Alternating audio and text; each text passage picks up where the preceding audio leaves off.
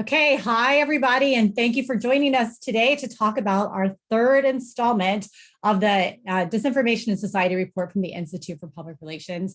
I am Tina McCorkindale. I'm president and CEO of the Institute, and joining me today is one of the co-authors of the study, and that is Anetra Henry. She's our senior director of strategic initiatives, and we're both happy to be here. Typically, we're on the viewer side of the webinar, but this time we get to be co-presenters. So we're really excited to talk to you about some of the really interesting findings with our disinformation study. So we're going to talk about we have some questions that we asked from previous years, and then we've also asked some new questions about the coronavirus pandemic, some of the effects with like democracy in the election. So there's some really great questions here, I think, and you'll find some of the changes that we've seen, especially with the new administration, with the COVID vaccine, really interesting. If you have any questions, don't hesitate to drop them in the Q&A at the bottom of the screen. And then you can also use the chat function. We do request that if you have questions that you put them in the Q&A, and then chat can be comments, thoughts, anything. Because I'm going to share my screen and I'm not going to be able to see the chat, I'm going to have Sarah Jackson, who I know that some of you are very familiar with her. She's our Senior Director of Communication, who is going to say, Tina, stop talking, or Anetra, stop talking, so then she can ask us questions and give any feedback. So let's go ahead and get started. Well, here we go. So okay, I hope everyone can see my screen. If not, you can just say in the chat, we cannot, and then Sarah will tell me what to do. So before we get started, this is the Disinformation in Society report. And we want to first level set into what we mean by disinformation. It's a very important distinction. There's a lot of different terms that get thrown around, like disinformation, like misinformation, but they're different. Misinformation for us is false news or information. Like if you saw some sort of an error or incorrect fact in a newspaper, that would be misinformation. What's different about disinformation is the intent of the sender, that the intent of the sender is to deceive. So that's the difference. And that's what we're focused on, is disinformation specifically. All right, so these are, let me close my door, but I'm gonna keep talking. These are our wonderful sponsors who helped make this study possible. And that's the Public Affairs Council. And then we have the University of Oregon School of Journalism and Communication. Both of them helped with construction of the questionnaire and able for us to send this out to a general population. So in terms of our methodology, as I said before, we kept some questions and then we got rid of some others. But we definitely update every year because the information sources that people trust every year also change. So this year, as we've done in the past, we did a survey of 2,200 Americans that are representative of the general population. And we did this study just a couple months ago in November. In Morning Consult, we contract out to do the study, but all the analysis and other information that we put together is 100% IPR. Okay, so let's get into the crux of the study. There we go. All right, so what we do is we give a laundry list of big issues that we think affect society. And we ask people to rate whether you believe that this is not a problem, a minor problem, or a major problem. These are all the issues that the 2,200 Americans identified as a major problem in 2021. Consistently, since we've been doing this study for 3 years, healthcare cost is always at the top. And the economy isn't always at the top, but this time it definitely is, which aligns with what we hear in the media as well. What you see in the middle is misinformation in the news and disinformation in the news. One of the things that I will tell you is that when we ask this question, we do not ask it, everything we ask in the format that you see, except for misinformation in the news and disinformation in the news. What we do instead is we give the definition, like false news or information, or deliberately misleading news or information. That would be the disinformation definition. And we do that for the same reasons that I explained before, because people don't have a consistent definition in their mind when it comes to disinformation versus misinformation compared to other items on this list, like gun violence or quality of education. So as you can see, the importance or significance of disinformation and misinformation increased significantly this year. 69% and 69% of respondents overall with both political parties said that it was a major problem in the US. And then if you see the little arrow with the 11 pp, what that means is that compared to last year, it increased by 11 percentage points. So for example, if you look at disinformation in the news, it went from 58% to 69%. That's an 11 percentage point increase, which is fairly significant. But what's really interesting that I want to draw your attention to is that people believe that disinformation and misinformation is a bigger problem than others, such as infectious disease outbreaks, international domestic terrorism, and even climate change. So clearly it's a big issue. And I think what we've seen some increase in like what Facebook parent company Meta is doing, but it's still a topic that still doesn't have sort of the full support people wrapping around it. Okay. Oh, by the way, if you have questions, like seriously, please drop it in the chat and Q&A, and Sarah can stop me because I want to make sure that I don't want to go through a slide and then you're like on slide 10 slides ago, and then it loses that sort of train of thought for you. So don't hesitate because Sarah's very comfortable with stopping me in mid-sentence. So, all right. So let's talk about the issues and problems, and we're going to dive into this a little. What's different about this question is we wanted to sort of level set. Do people believe false news or disinformation is a problem? It doesn't quantify minor, major, or anything like that. It just asks for the general sort of feeling of what it is. And so what you have here is that the majority, almost 9 in 10, believe that it is a problem in the US. That's a significant number. And that's where both sides of the aisle, both Democrats and Republicans do believe it is. Why I keep calling out Democrats and Republicans and will continue to do so, not because I want to contribute to the polarization of America, but it's because when we look at the different demographic factors that we collected, there's probably about 40 of them, including voting history, geography, all these different components. It's definitely political affiliation that plays the biggest role. So when I talk about why, when we come together and Republicans and Democrats come together, it's because there's usually significant differences on other areas. So I just wanted to sort of point that out. All right, so next I'm going to turn it over to my colleague, Anetra Henry, who's going to talk to you a little about what is the impact that people perceive on society.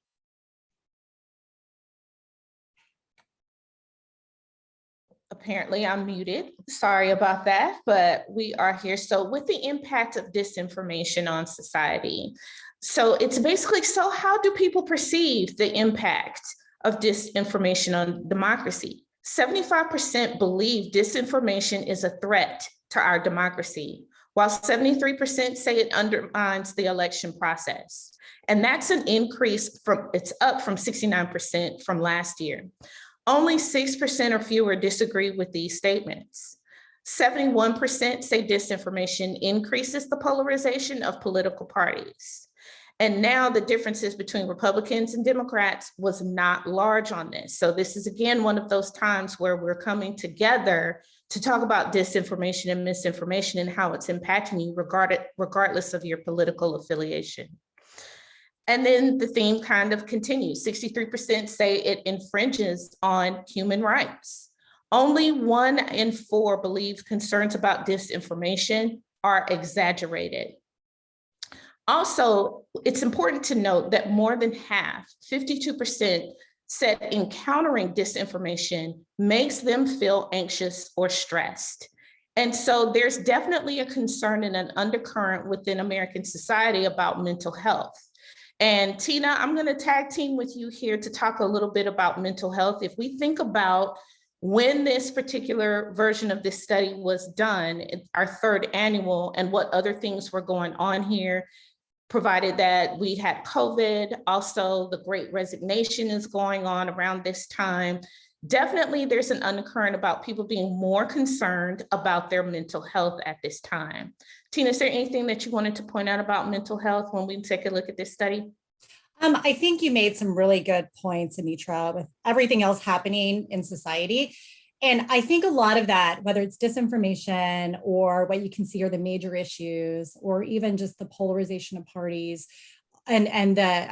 especially what's happening in Ukraine right now, this is a lot. And it does contribute to even what we see like the Great Resignation, that I think people are feeling this sort of period of adjustment disorder where they're just trying to they're trying to find a way for some sort of consistency and control to hang on to, which could be why we see people leaving their jobs and so on. But I think it's definitely telling that, when we talk about like, what is the impact? How does it affect society? The stress and anxiety, I think, is pretty significant. Absolutely. And if we just think about, we're going to talk about this a little bit later on in the study, how it also impacts people's behavior around what they share and they don't share. But back to this point, 72% of respondents agreed that disinformation will prolong COVID-19. And nearly that same percentage said that much disinformation exists about the COVID-19 vaccination. And we've all seen so many things happen, from are we masking, are we unmasking, and disinformation around those things as well. So notice that we did not skew responses to favor Democrats or Republicans in our response on this particular area. So next, let's talk a little bit about trust and how disinformation is impacting trust in American society. For the third year in a row, Americans view their family, friends, and friends as the most trustworthy sources for accurate news or information, and the least likely to spread disinformation. So we're seeing a trend of people going in, if you will, and having their own networks and their own circles to look to as sources of information that they trust. 79% of respondents said that they had at least some trust in their family as a source for accurate news and information, closely followed by friends at 74%, and people like me at 73%. Only a small percentage said their family and their friends were very responsible for spreading disinformation. So more than half of both parties had at least some trust in the local news broadcast at 64%, and local newspapers. This was the top media source that people are trusting, regardless of political affiliation, to go and get their news. So if you notice, our main sources of news in terms of like CNN and those things are, people are going and coming in small and looking to their family, their friends, and to their local people to give them and provide them trustworthy news sources. Sarah, I think you said we may have a question. Yes, so going back to mental health real quick, how does mental health play into the severity of disinformation and or how that severity is interpreted?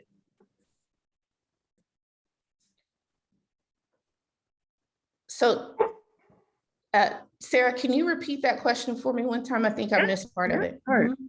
How does mental health play into the severity of disinformation and or how is that severity interpreted? In terms of severity of misinformation, we didn't ask that specific question through this process, but if I were to interpret it for myself, people are definitely feeling an increase in anxiety. And if you're not sure each time that you open an app or you turn on the TV or you go to whatever source, you open a newspaper, for those that still read the daily news, that you can trust that that information is first and foremost correct.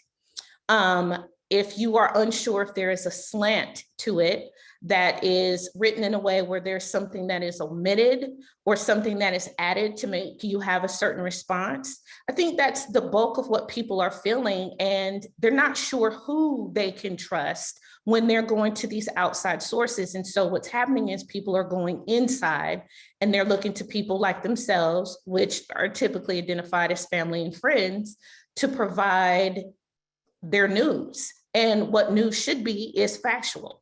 And if you're not certain that the facts that you have are sure, it just creates a level of anxiety. And if you add that on top of everything else that a person may be dealing with, that we're all dealing with in terms of the pandemic, or things that we are not privy to, whatever is going on in their personal life, it definitely can be the linchpin, if you will, for people to have a greater impact on their mental health and need to seek support. Tina, is there anything you want to add to that? I mean, I think you hit the nail on the head. I would also add that disinformation typically presents itself as more emotionally charged and anger provoking, because the more emotionally charged it is, more anger provoking, the more likely people are to share it. So I think that also adds to the stress, and then you share it and it's wrong and it goes to other people and that adds to stress. So it's all sort of a stress cycle. Absolutely. Any other questions, Sarah? I know I think I see the chat. We've got, Q&A blowing up. Yeah, so there was one question: has IPR done any research on how to track the impact of combating misinformation? Well, so stay tuned for that one. Okay. We're going to talk about that in a second. Okay, cool. And then there's, where do employers score with respect to trustworthiness as a source? And I think Yes. So in the study, I don't know if I have those numbers with me, Anetra. I don't know if you do, but let me see. We did ask, one of the questions was, what sort of source are employers? But I'll say that my employer, I can't remember the exact numbers, but it wasn't a untrustworthy source, put it that way. But there also seemed to be lower expectations that my employer had to sort of combat disinformation. I believe that number was 24%. Absolutely. I would definitely recommend, if you have not already done so, please go to our website and download the disinformation study, because those numbers are definitely in there. Yes, there are, by the way, if you're like, why does she not know? There were like 67 sources. And, you know, Anetra and I can't memorize all of them, even though we try, but you know how that goes. Absolutely. Do we want to take a few more questions? Yeah, let's take one more and then we'll pepper in a few more after that. So Olga asked, would you consider the lack of information from the CDC and other science medical office sources bring doubts that lead to disinformation? Interesting. So I'm not going to couch it and then think that, you know, it's a lack of information. I think what sometimes the CDC suffers from is too much information that isn't sort of organized in a way. And I'll give you a great example. A lot of different vaccine adverse reaction sheets that you have to learn. When you get a vaccine, you're supposed to have access to what they call VARS, which is like a vaccine adverse reaction sheet, and you get information. If you go to the website, you have to search for it. It's very technical. I think a lot of what the CDC's challenges are how to get out the information, but also we didn't ask specific questions about the CDC here, but we did ask about federal agencies as a trustworthy source. Anetra, did you have anything to add to that? Actually, I don't, Tina. I think you said exactly what I would say, is that I think the CDC definitely suffers from providing too much information. And I also think that what ends up happening when you have too much information is it's easy for things to get misconstrued. And back to the point that I was making before about it should be factual. And some sources will intentionally omit certain parts to elicit a certain response. And sometimes context is added. And if you're waiting to hear from the CDC versus going directly to the CDC or to their particular sources, if you're waiting for that to come through another news source that you prefer, that's when we have all of these different emotions and stress that gets added to people by trying to interpret it. Okay, are you ready? Are we ready to move on, Anetra? And then we'll Yes, Tina. All right, let's do it. Okay, so remember I warned everyone earlier why we separated Democrats and Republicans. If you missed it, it's because you were late, so you'll just have to watch the replay for it. So what this chart does is it talks about the impact of political affiliation on trust, because it does have a big impact. And I'll show you how to read this chart. So if you look at the x-axis, that's the horizontal axis along the x. Horizontal axis down here, the line here. This is the Democrats no lean. That means that they're true, pure Democrats. And this is how much they trust the source. So for example, if you go here to the late night TV show and you go down, what it tells you is that 52% of Democrats had found the source to be at least somewhat trustworthy. The y-axis here is the Republicans and how much they trust the source. So when you go here, you see late night TV, then you see that it's 20% of Republicans trust the source. The The reason why we do this handy dandy chart is that way you can sort of plot where do people come together. Like, for example, if you see 80% of Republicans trust President Trump, and that number is like 15% of Democrats, some trust. So where the magic happens is the magic happens when you get closer over here, where the numbers are.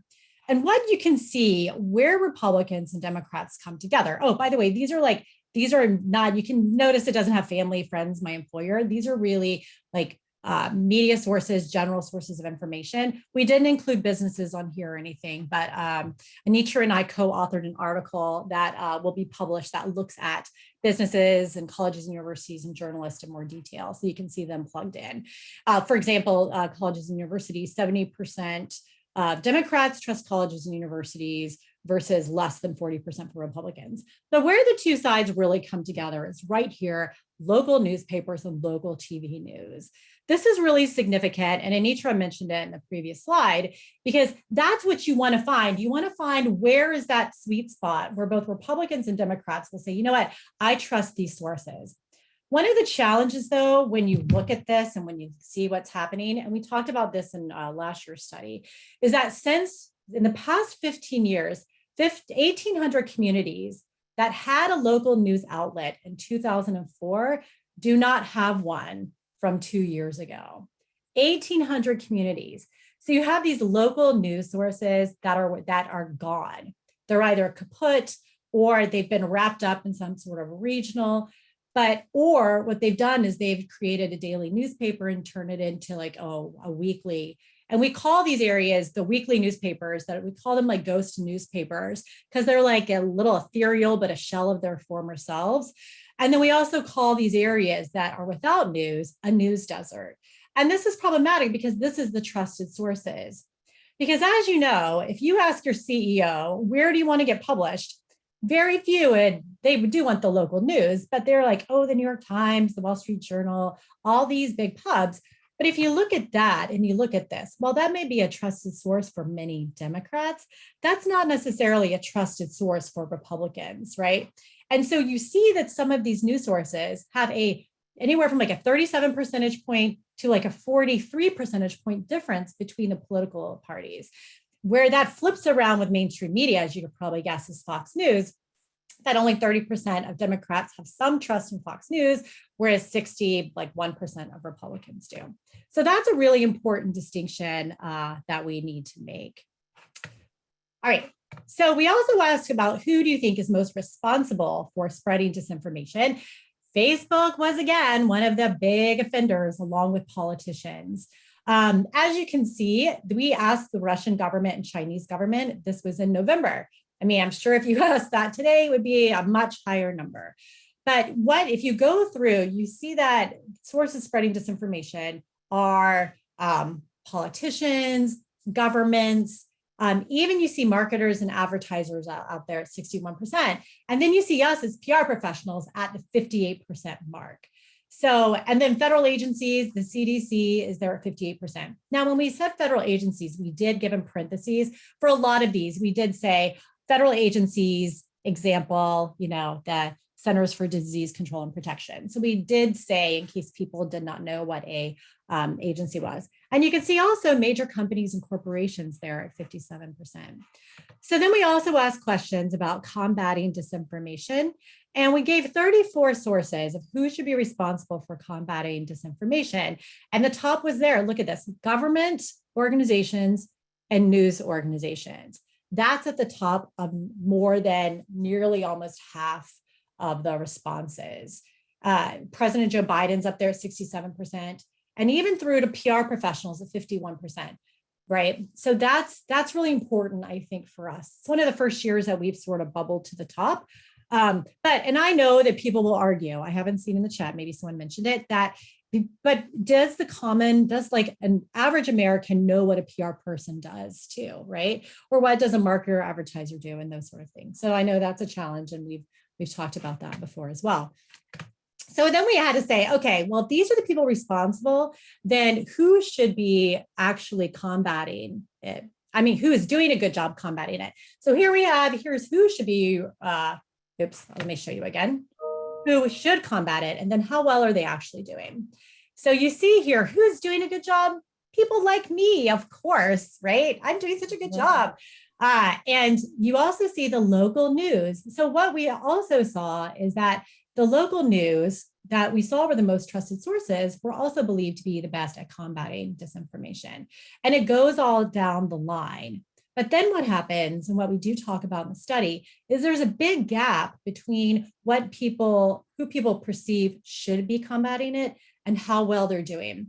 You see that President Joe Biden, who 67% of respondents said should be combating it, doesn't even show up on this list. He's actually really low down in terms of how well he's actually doing at combating it.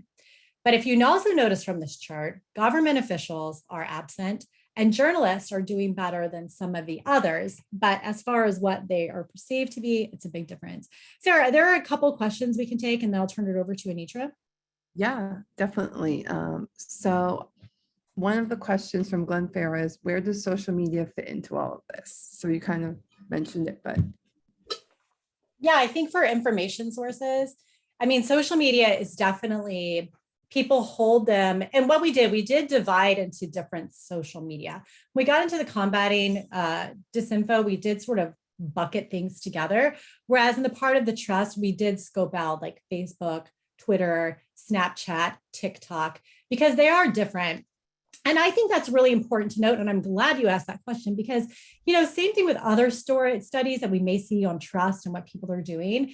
They put the media in this sort of big conglomeration, like, look, here's the media. How much do you trust them?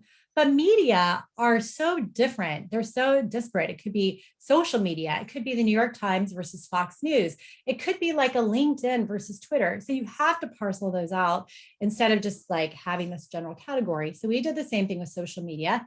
As expected, Facebook was the most responsible for spreading disinformation and had one of the lowest trust scores. Also, like LinkedIn was probably one of the best as far as that goes, but but that's a professional site typically, which that may evolve, we don't know. But TikTok was also up there as Facebook and TikTok were sort of the big offenders for disinformation. And then, the others like Twitter was up there, but not as high as TikTok and Facebook and so on down the line. So you can go into our report and it should give you, and if anyone has any, if you're like, can you give me the exact number for this? Like, I'm happy to, you can send me an email because it's such a monstrosity, like the data set, it's just like hundreds of pages of findings that we have to pick and choose what we think is most important for the report. Okay, awesome. So a couple of people have asked, are their results related to the federal government and or military? Yes, we did not ask about the military, which is a mistake on our part, because I do agree that we should have the military in there. But we did ask about the government. We asked about federal government, state government, and local government. And I can't give you the exact numbers off my brain, but you can download the study. And we do ask, because like I said, same thing with the media. When people talk about the government, I mean, the government could be, it could be funded, your library is funded by like government and taxes or schools. So that's why we try to parcel out what type of government is it, the federal government. But what I will tell you about the government, let me make sure I'm not stealing. If I'm going to steal Anetra's thunder, I'm not going to say it, but let me make sure I have that in my notes. Hold on, Anetra. Let me see. Maybe I did. Okay, wait, hold on. I do want to say something about the government because it's a really good point.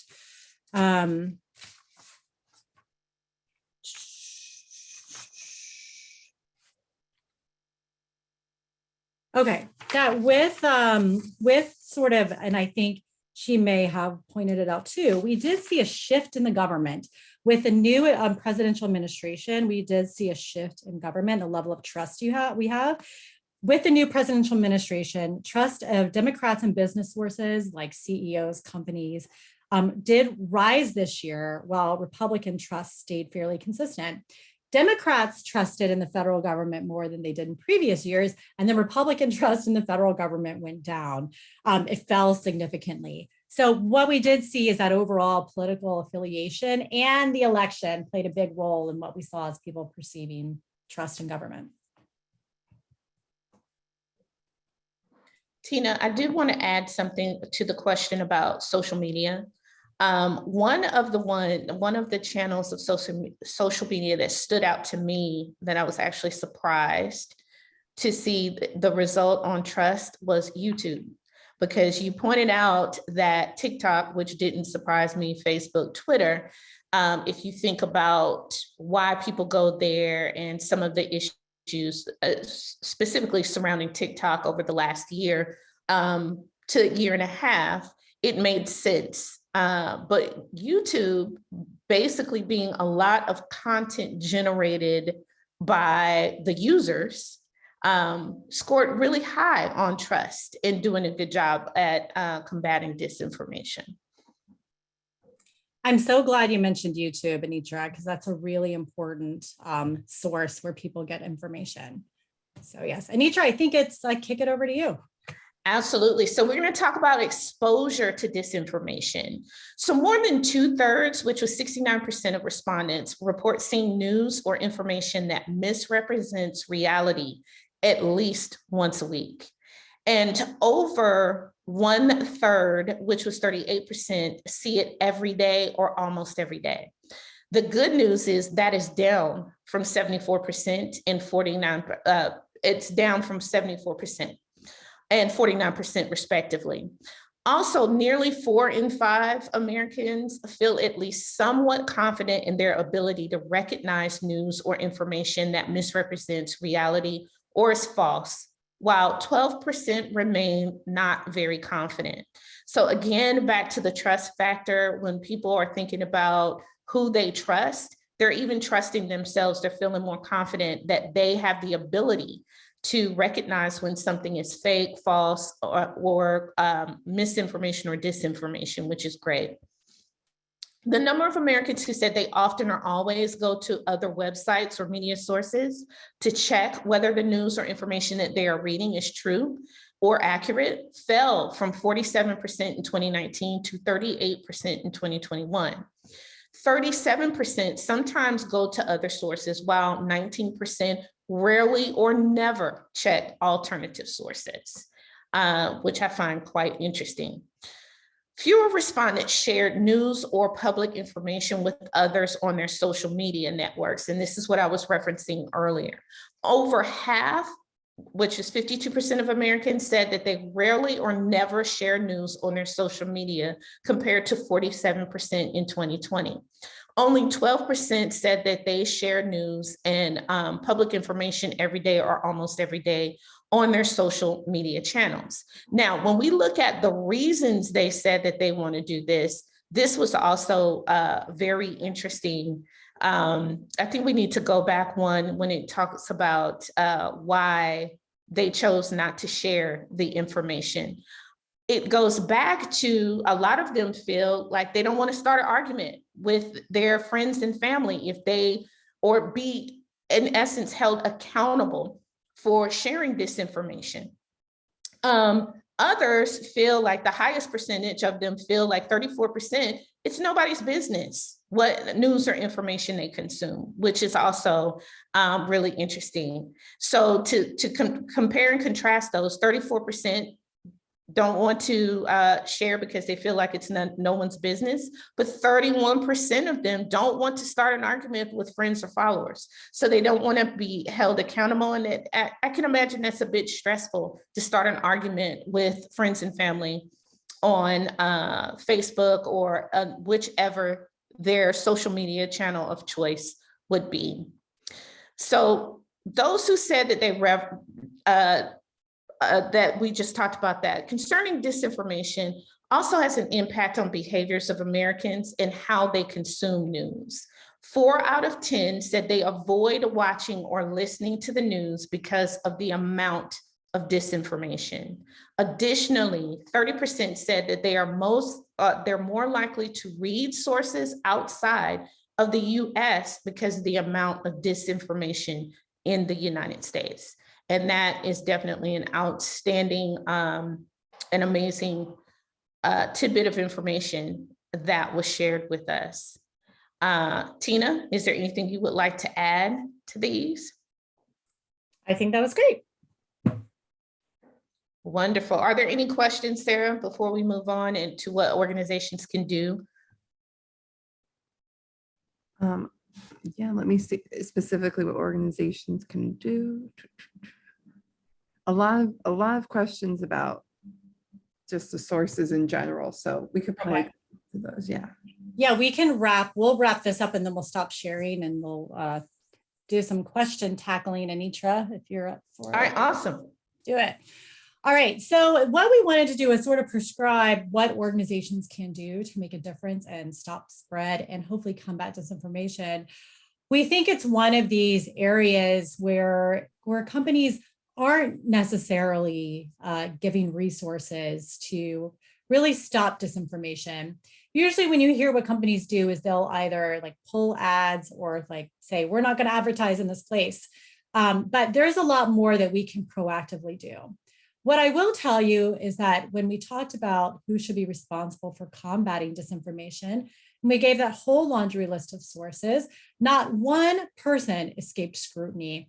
The lowest number was 24% for my employer, which means that for our other 33 sources, everyone said they should have some responsibility for combating disinformation, including people like me, people not like me, friends, families, everything. But what are companies and organizations doing to actually help educate people and to stop disinformation? So we wanted to give you some suggestions of even if you did one of these things and takeaways, it would really make a difference. The first thing that companies can do is to train employees on media literacy.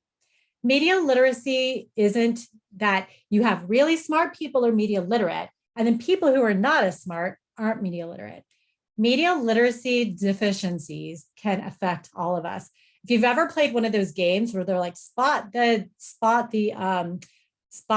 like gosh, I can't even think, fake news profile or whatever it is, fake profile. I mean, I take those and I'm this is like the line of research, and I've done media literacy classes and that sort of thing and taught it in college, but there's still different things that make it seem like it's a real person. So there are different nonprofits like First Draft or others that actually do train media literacy, or there's media literacy programs like on Coursera, or you can devise one yourself.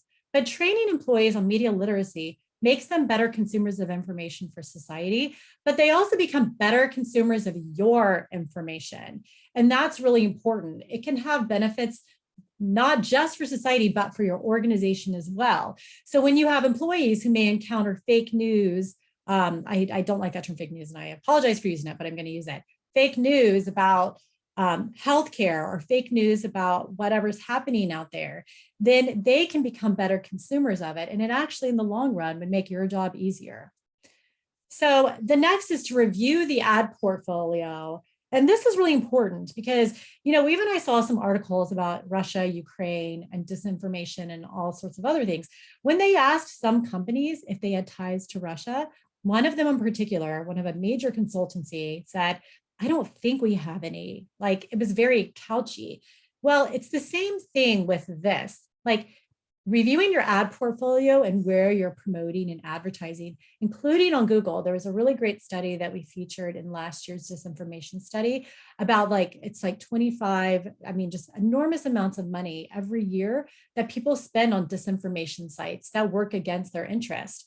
There were pharmaceutical sites that were advertising on fake news sites for anti-vaccinations because they buy these packages and they'll put like this company in here that's actually a made-up company.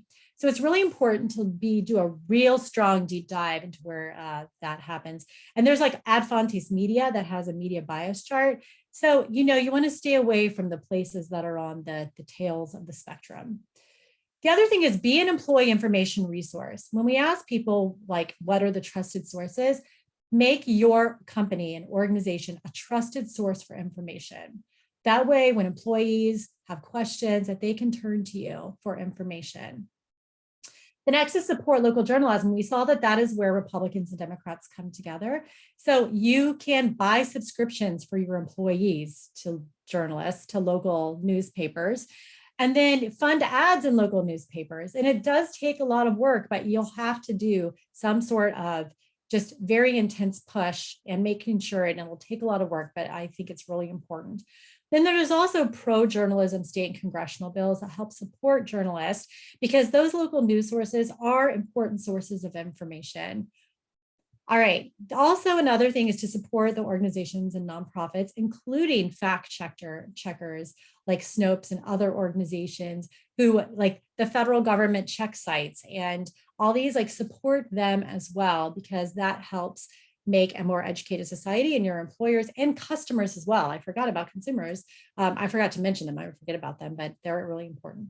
And then actively campaign against disinformation, right? That how the company can stop disinformation. So that's really important too. All right, Anetra, did you have anything to add to that? And I'm gonna stop sharing my screen. We'll tackle these questions. No, I just think that it's of all of those, it is very important for organizations to understand the impact that they can have when they become a trusted source. With everything that has gone on and all the changes that we're seeing in society since the pandemic, one thing that we know from not only this information report, but from other research as well, is that employees are looking to employers to take a greater role in their lives and providing things like access to news and purchasing them sources that are going to be trusted, and also becoming a trusted source of information for them helps. I personally believe will help with retention of employees as we move forward. Okay, great. I'm going to do a quick answer of some of these questions and clear them. You're all going to be very impressed with my ability to get rid of some of these questions very fast. Are you ready? Are you ready, Anetra? Just like lightning. I'm ready. Let's do it. All right. What information about COVID-19 and COVID vaccinations have been circulating that will potentially prolong the pandemic? So we did not research that question, so we could not answer it. But one of the things that we did do when we asked the question was we did not skew it toward Democrats or Republicans, which Anetra mentioned. So we just said vaccination, or will vaccinations like disinformation impact vaccinations, but we didn't say whether people got them or didn't get them, because we didn't want it to skew. Because if we said that, that would skew toward Democrats. We were really careful with how we asked that question. All right. Jason, hi, Jason. Other than sources, is there any insight into whether how information is structured to be the most persuasive? Is any form of communication more persuasive than others? So we did not ask that question, but what we do know is that usually information that's more persuasive is the one that is like emotional content. If you look at behavioral science literature, is more persuasive. And video, if it's done well, it really is the stories and how you tell the stories. But I mean, I would say it just depends on the content you have. Like, I think podcasts can be really persuasive. I think social media posts can be really persuasive, but it depends on what the content is, who's the audience it's targeting, what is there, and then what sort of interest they have in it. And Anetra, I don't know if you have anything to add to that. No. Okay. What do you think about disputes of authority of science information? Cause influencers and other players can use social media for reach more people isn't. Okay. So what I'm thinking, like, there is a distrust in institutions, and a lot of that is created by disinformation and who are the different parties sharing the disinformation. It's there to damage trust in institutions because that helps people become a trusted source. I mean, we saw this even in our own industry where we had this person doing, I'm not going to mention names, but you know what I'm talking about, doing like a fake news site at everything PR and blasting their competitors. That way they're becoming more of a trusted source and their competitors aren't. So there's definitely, we did ask, by the way, about what I think is the most egregious source, and that's QAnon. And only 11% said they were a somewhat trusted source. When people respond local newspaper, do you think they include digital local news outlets? Yes, I absolutely do think that they think that. All right, Michael Charenson. By the way, Michael does a lot of great work with PRSA on disinformation. So just giving him a shout out. Do you think consumers of news and information Anetra, this is for you. Do you think consumers of news and information overestimate their ability to spot and counter disinformation? Yes, that's the short answer to that question. 100%. I do think that people overestimate their ability to do it. And what is informing my answer is the fact that they're turning inward to family, friends, and people like them as their source of information. And if you never allow in a different opinion or a different source about anything and compare and contrast, then you kind of get stuck in a certain mode of thinking. So I absolutely think that people overestimate their ability to be able to determine what is fake and what is real, or what's misinformation and disinformation. Michael agreed with us, so our answer was right. So there you go.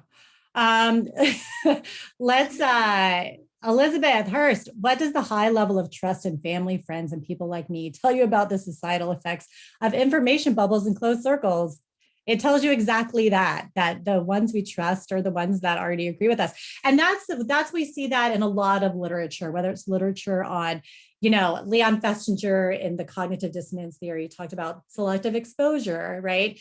And selective attention. And there's all different sort of selection factors that we have when we attune to information. And we're of course more likely to attune to people who agree with us, which is our friends and people like me. I mean, to be honest, my family, not my immediate family, but I think of my extended family, I'm not necessarily going to go to them for information, but definitely my friends, because that's sort of why they're my friends. Anetra, any thoughts? I also would just add to that, putting a lens on when this report was done and what people's lives were like. We were in a more enclosed bubble of friends, family, coworkers, and people that might fall under people like me. So if you look through that lens, absolutely. So Tina, I would agree. Okay, let's see. When you talk about people reporting they frequently see disinformation, isn't it possible that some of those people are responding from an anti-vax, anti-science side? Absolutely. I mean, a lot of when we ask questions about people and how much they encounter misinformation, can people really tell you how much? I mean, they would have to be fairly knowledgeable, but we ask that question to sort of gauge because people believe the information sources they get are true. So it also just tells you how it's same thing with like the fact checking and everything. I mean, come on, we know that people aren't going to all these every time they share something or read something going to other sources. So yes. Likewise, for people who avoid watching TV, reading news because of the amount of misinformation, very possible this is coming from people who think mainstream media is wrong, corrupt.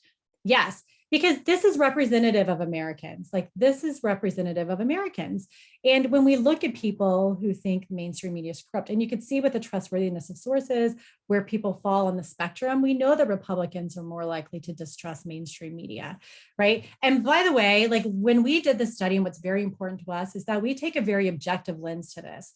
So when we say Democrats think X and Republicans think X, we're not saying one's better than the other.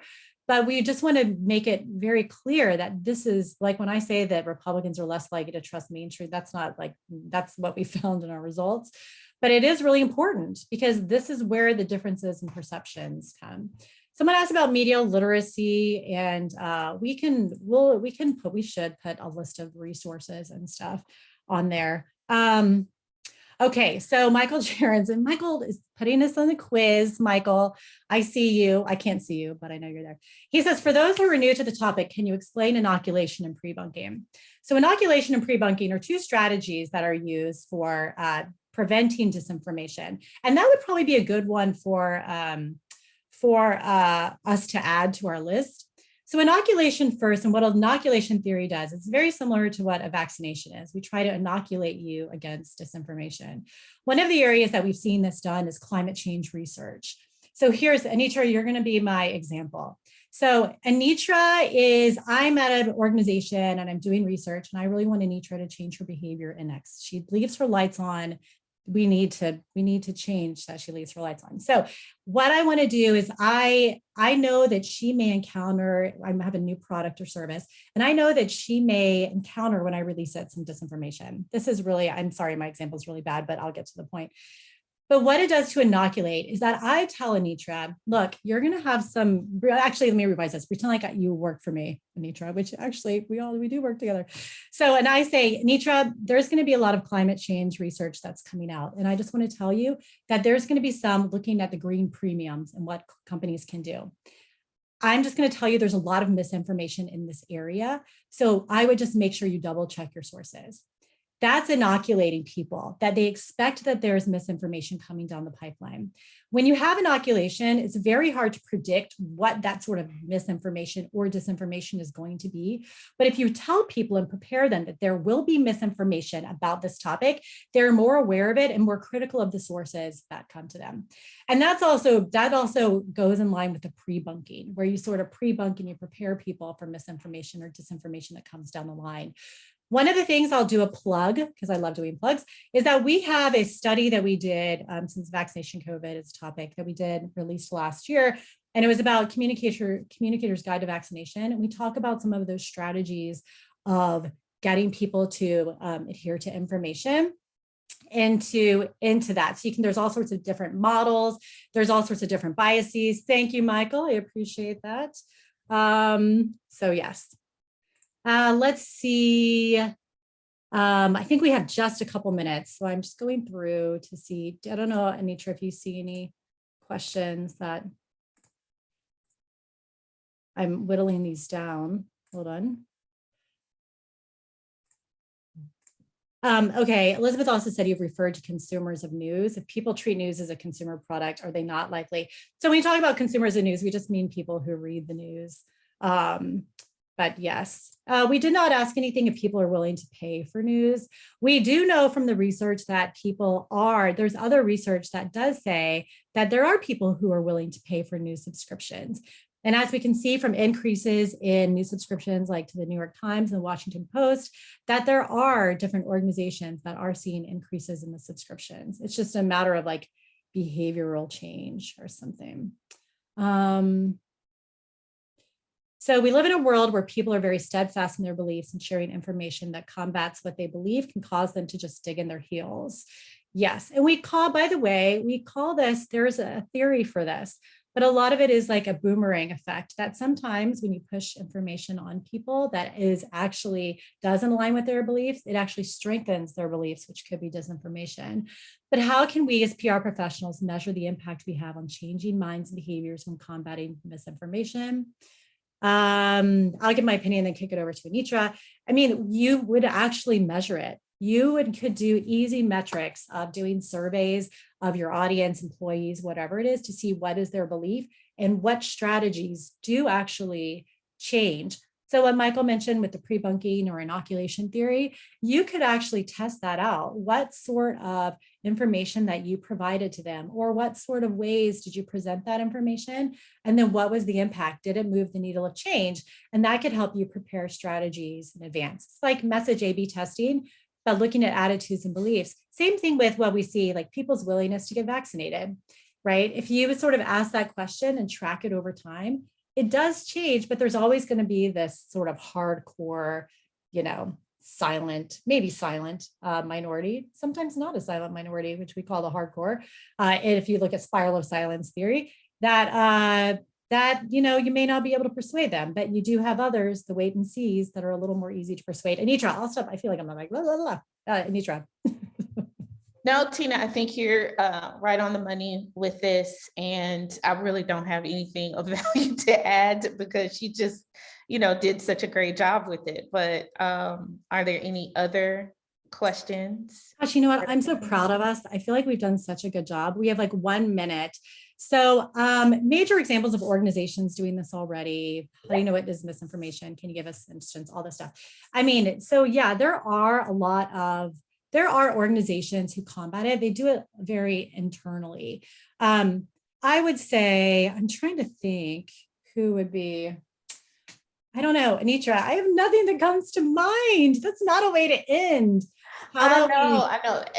I will say it this way. In terms of organizations, there's so many different pieces that we talked about that organizations could do. And it depends on which of those pieces you're referring to, because to say it in a positive way, I think there are certain organizations that do certain aspects of it really well, and they continue to work on the additional aspects. Like some are doing a great job of media training their teams, and maybe not necessarily quite yet to the place of investing in credible sources for their organization's employees to have subscriptions to. So I think it just depends on which piece or part that you're speaking of. But overall, the best way to determine that is if you're curious about a particular organization, ask an employee what's going on inside their organization and what they have access to. Do your own poll. I think that's perfect, Anetra. And I will just add what I have seen with some organizations that they do. And I saw this just even like last week, I was having a conversation and they said, what we see is we see when disinformation hits, we see a spike in our coverage and then it goes away really fast. And then I'm like, but you didn't address it? Like I know you can't address anything, but you have to have some people who read that and then absorb it and think it's real. So what are you doing to make sure that people understand that you are a trusted resource and this isn't true? I feel like people have an obligation. All right. I have to thank my co-author and co-presenter, Anetra Henry.